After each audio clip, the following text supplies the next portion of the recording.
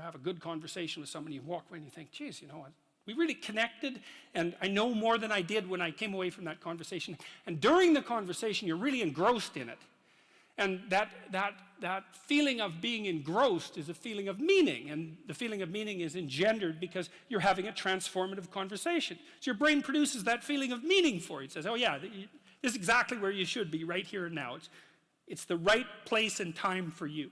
And that's a great place to occupy. And so a good conversation where people are listening has exactly that nature. And the reason it has that nature is because it is in fact transformative. It's one of the truisms of clinical psychology. Like if you're a clinical psychologist, a huge part of what you do is just listen to people.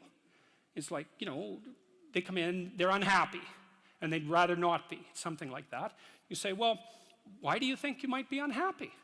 And they don't know. They have some ideas, and they may have to ramble around for like a year before they figure out why they're unhappy. They get rid of a bunch of reasons why they thought they were unhappy that are untrue, and then you kind of get to the heart of the problem. And then you might ask them, well, if you could have what you wanted so that your life would be okay, what would that look like? Then they have to ramble around a bunch about that because they don't really know. But the listening will straighten them out because people think by talking.